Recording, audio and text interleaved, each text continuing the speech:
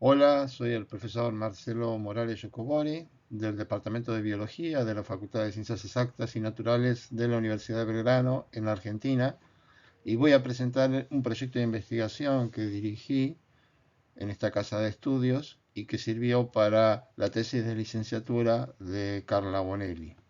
El título del trabajo es Presencia de microplásticos en la ictiofauna costera de la Ciudad Autónoma de Buenos Aires, Argentina. El contexto general de la contaminación con plásticos en el planeta es de creciente preocupación, debido al gran consumo que hay de estos materiales, que además es creciente, dado sus características económicas y físicas, como por ejemplo bajos costos y durabilidad. Dentro de los plásticos, en tanto contaminantes, cobran especial interés los microplásticos. Estos pequeños fragmentos de plástico, además de ser contaminantes por sí mismos, tienen también la facultad de actuar como vectores de otros polutantes, por ejemplo los metales pesados. En la ciudad de Buenos Aires, en el Río de la Plata, en la costa, hicimos un estudio de la contaminación con microplásticos en los tractos digestivos de los peces y voy a contarles ahora los resultados que obtuvimos. Esas mismas ventajas que mencionábamos antes de los plásticos, ventajas económicas y ventajas físicas, desde el punto de vista del ambiente, en realidad terminan siendo desventajas. Por ejemplo, la durabilidad. Los plásticos tardan muchísimo tiempo en biodegradarse. También son resistentes a factores químicos. Y de esta manera perduran en el ambiente provocando daños.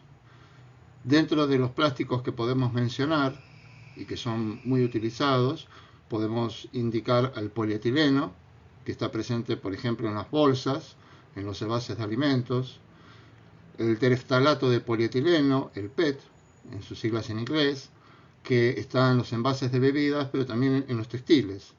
Y otro muy utilizado también es el policloruro de vinilo o PVC, presente, por ejemplo, en cañerías sanitarias, persianas, placas, etc. Suponemos que muchos de estos plásticos terminan fragmentándose en el ambiente o presentándose como fibras y de esta manera contaminan el ambiente y no solo el ambiente, sino los organismos que viven en el ambiente, como por ejemplo los peces que estuvimos estudiando, porque hemos encontrado, ya lo vamos a ver, resultados que son realmente impactantes.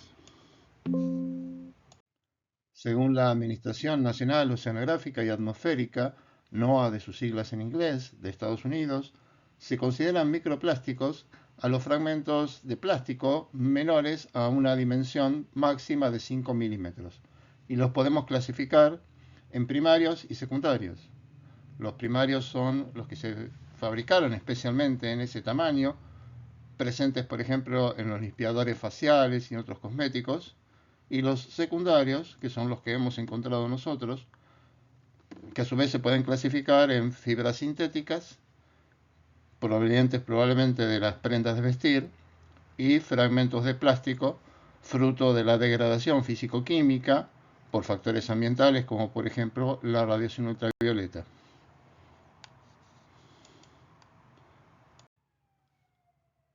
Los objetivos de este trabajo entonces fueron investigar la presencia y distribución de microplásticos en especies de peces del Río de la Plata, en la costa de la Ciudad Autónoma de Buenos Aires, y a su vez comparar la carga de microplásticos entre diferentes especies con variados hábitos alimenticios. Los pasos en la metodología consistieron primero en la obtención de los ejemplares de estudio.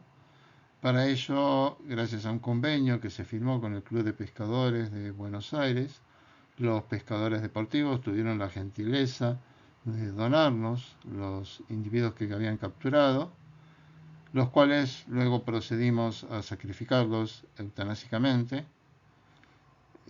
y a medir el largo total, el largo estándar y el peso de esos animales.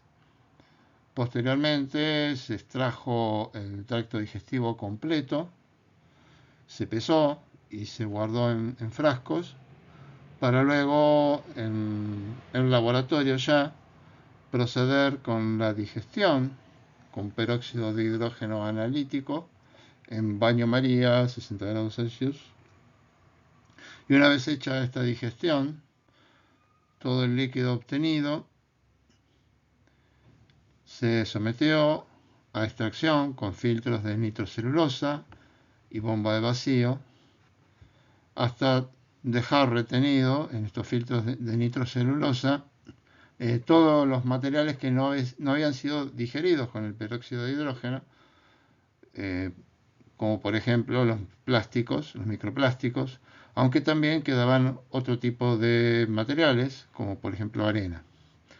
Bueno, después se secó en un secador y una vez secado se pudo observar cada filtro con sus materiales retenidos bajo microscopio estereoscópico y a partir de ahí contar los distintos microplásticos que se observaban, contarlos por color y si eran fibras o fragmentos.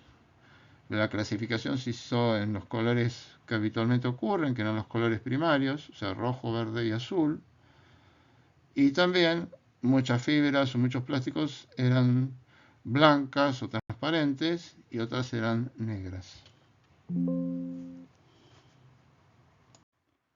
Algunos resultados que obtuvimos, estamos viendo en pantalla la cantidad total de plásticos expresadas en términos porcentuales.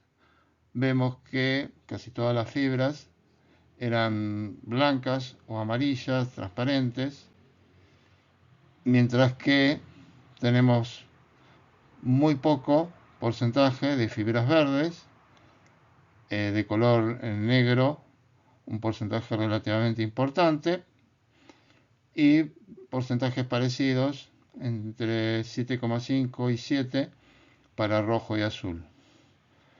Esto para las fibras, para los fragmentos, un resultado bastante distinto. Prácticamente no hay fragmentos de color blanco, amarillo o transparente.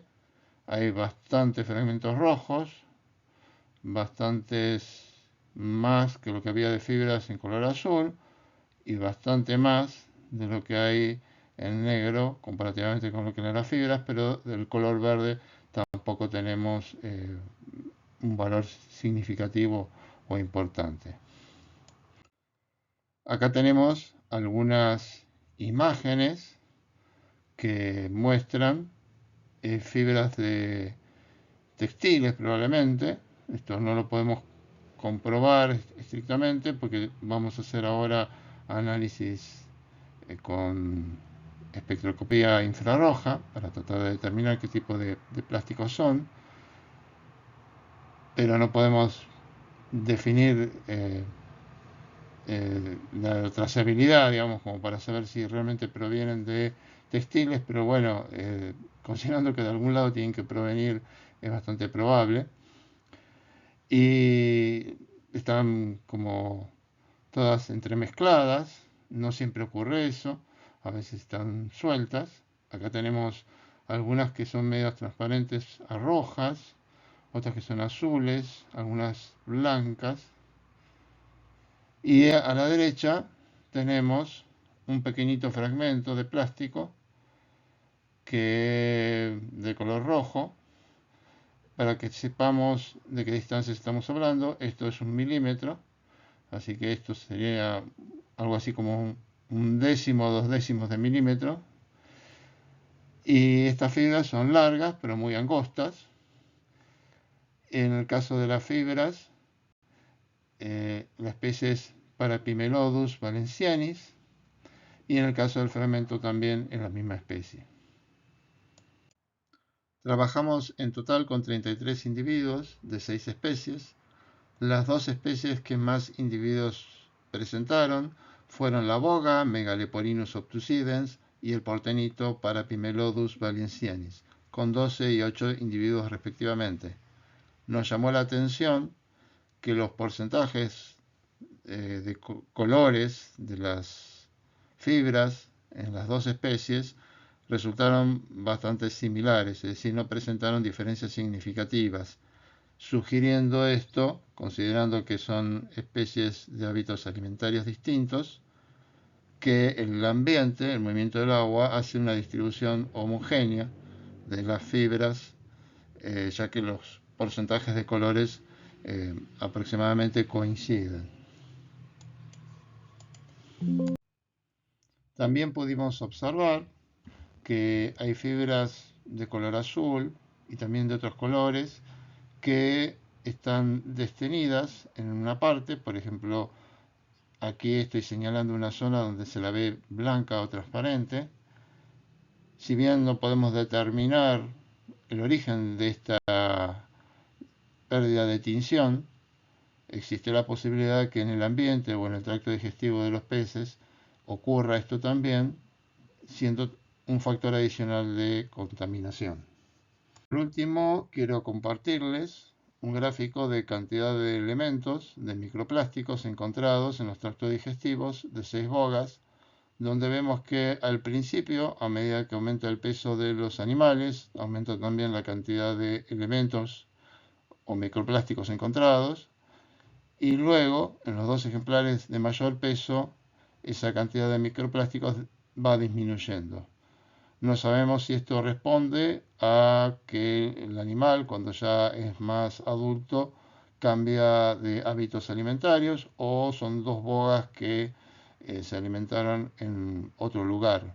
Es importante mencionar que lo que nosotros registramos es lo que estos animales comieron hace poco, porque es lo que tenían en sus tractos digestivos.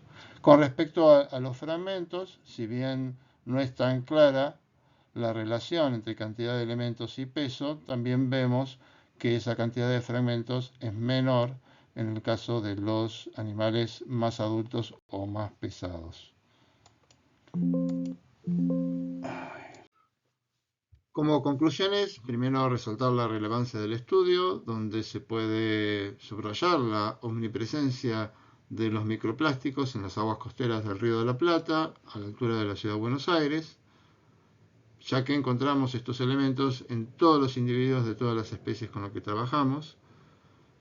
Después, las implicancias ecológicas y sanitarias, porque estos microplásticos no solo representan un riesgo para la salud de la ictiofauna, sino para toda la cadena trófica, incluyendo a los seres humanos, además de ser un indicador del nivel de contaminación presente en el agua. Y esto nos conduce a tener que plantear la necesidad de acciones futuras, principalmente en lo que es gestión de residuos. Y esta gestión de residuos implica evitar que los plásticos y los microplásticos lleguen al ambiente, lleguen a las aguas de los ríos y de los mares.